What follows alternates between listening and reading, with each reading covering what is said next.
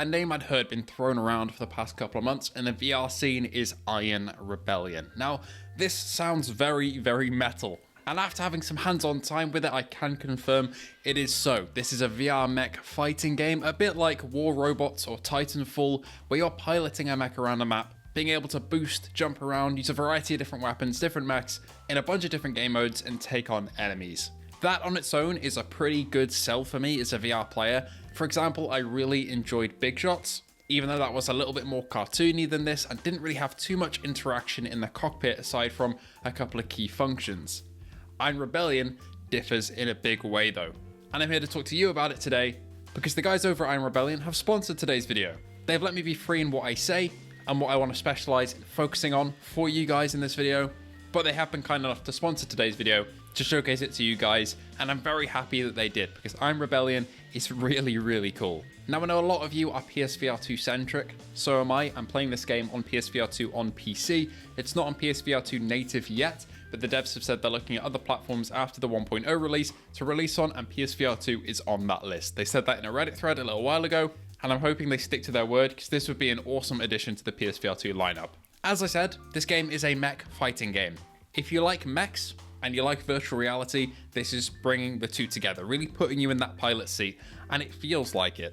The devs have poured a load of love into this, and when I say devs, I mean two devs. Two singular devs who are self-funded did this, and I think that is remarkable. And it's not some far-off promise either that the game's going to be finished down the line. It's out today, you can play it, and it's on Meta and Steam VR at the moment, but again, they're looking at PSVR2 for the future. There's a couple little things I'd like to say for the PSVR2 port if that does happen, because some aspects of the game I think could really be enhanced by PSVR2 features, but I'll talk about that in a bit.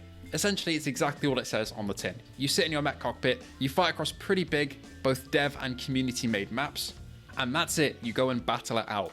There are 6 mechs to choose from, 12 weapons, 16 augments for the mechs, 25 battlegrounds currently to fight in, and 4 game modes, including TDM, Uplink, Conquest, and Data Breach. As for new weapons, abilities, and mechs, all of these can be unlocked by simply playing the game. In my pre-release build, I had access to everything to play around with, and these genuinely do change the gameplay quite a lot. This can be the deciding factor of what your playstyle is, choosing whether to suppress people, to snipe, or to be an artillery piece. You can mold this to however you want to play it, and again, it's all unlocked by just playing the game. You'll get XP through matches, kills, wins, losses, and all of that will accumulate, level you up, and unlock new equipment for you to use on the battlefield. There's no underlying mechanics to make me feel like there's some weird live service thing being pushed here, mostly because, again, it's indie. 2 people made this, which is mind-blowing, but it just feels refreshing and fun in that way, a bit like Base Pavlov on PSVR2 when that launched as well. Just simple fun, you go in, you customize, you head into a match, you fight, you win, hopefully, and then you come back out. Oh. I love how it like actually throws you down as well, like your bot fully crumpled. The thing that really drew me in here though is immersion. And while the game's visuals are pretty good, in terms of actual sharpness and resolution, I was running this at 100% resolution on the PSVR2, maxed out settings, and it ran flawlessly like a dream. Some optimization is very, very good here. However, you can see the textures, yeah, running pretty well on a Quest headset as well. They're not mind-blowing outside the mech, but they're decent enough. This is indie after all, but the inside of the mech is really, really good. This is what drew me in, is the interaction and the visuals inside. Everything feels like it has a purpose, and if you go and see a switch that you feel like will do something, if you flip it, chances are it will do something. All of the gameplay elements, like adjusting your joystick height, entering repair mode, which we'll talk about in a bit, picking up items around the battlefield, engaging and turning on the mech itself, they're all done by actual physical button presses and pushes around the cockpit that you're in, and that is simply fantastic in terms of immersion. It feels like it's been plucked straight out of Titanfall and placed into this VR game. It feels right.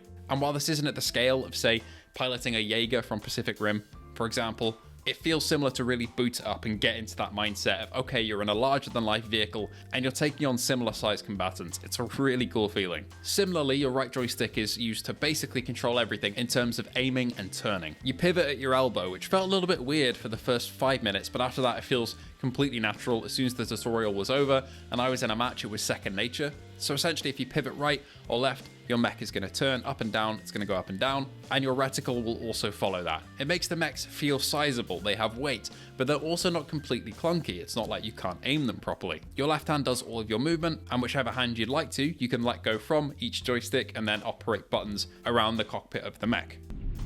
Oh, oh my god. Oh my god, that is so cool. Holy shit. You'll have access to 2 weapons, and you can engage each of these either together or separately by pushing the joystick in different directions on your right controller. So if you want to let loose with 2 Gatling guns, or if you want to snipe precisely with just 1 rifle, you can choose to do so. Your mech will also have upgrades you can choose before you head into a battle, giving you extra ammo capacity, a really cool magnifying function that allows you to zoom in on enemies. And it was at this point where I engaged that and I started blasting away an enemy in the distance that I felt like I was in Armored Core. Oh my god. Oh my god. The fact that you can see out the little side windows as well, it's like being in a tank. It's really cool. And I've just been hit. Oh no. Coming from. The little zoom in is so sick. Again, the game is out now, so you can go and play it, but before the game even came out, I jumped into a couple of bot lobbies to practice, and even against them, I found myself having a load of fun because of the immersion factor. Your customization screen for the mechs as well in the main menu is all done by pressing a tablet, essentially. It's not a point and click menu, you actually push these buttons with your hand, and of the 6 mech types you can choose from, they're all very, very different, and they'll all appear in front of you when you select them in the main menu, allowing you to see really how big they are. They feel different to pilot as well. Some of the smaller ones feel a lot faster, the larger ones, obviously, slower, but they might have a more powerful boost, so you can get a little bit higher in the air and get some good vantage points. There's a lot of pros and cons, and the mechs also have mech abilities, allowing you to change the tide of battle a bit. The other mode in the mechs as well are also healing. This isn't a simple healing station where you head up somewhere and push a button. No, you head around, you grab a healing package, you then have to find a safe place around the map to heal your damage, and then engage which sector of your mech you want to heal. For example, a certain part of your mech will be damaged. You can identify that, again, using all the buttons in the cockpit, which is fantastically immersive. Push that button and hit heal. You'll then see a bunch of healing drones fly around your mech and get it back up to fighting form. It's little things like this that make it feel less arcadey and more like you're really grounded in that cockpit itself. It feels a lot like rigs on PSVR1. I made that connection almost instantaneously when I loaded straight into the cockpit of the first mech I was in the tutorial. It felt like Rig's Mechanized Combat League, and I absolutely love that game on PSVR1, and this is the closest thing to it that exists on modern hardware now, and I think that's just brilliant. Yeah, this wasn't in my pre-release build, this like little details like the fact that it kind of matches where my thumb is on the joystick over here with the telemetry, and then when I put my thumb down on here, it does that too. Very cool. That wasn't there in the pre-release build that I was playing, but it is in the full one. Really cool. Playing around with the different mechs, I've had a good few hours to do so now. The game's been out for a little while as of time of publishing, and I really enjoyed getting to grips with each of the mechs that I've tried so far. They feel very different. If I want to sit at the back and snipe, I can.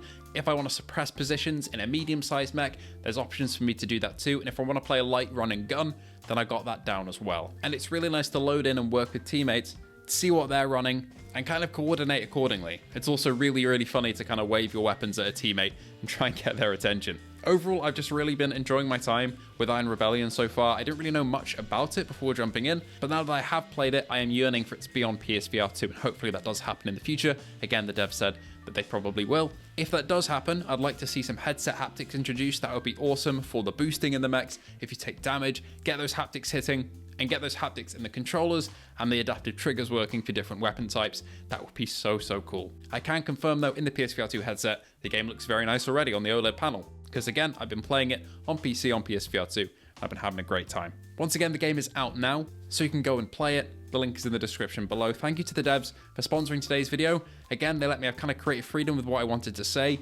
and ultimately the game is just good old-fashioned fun, and I really have enjoyed it so far. Thank you so much for watching, and I hope to see you all in the next one.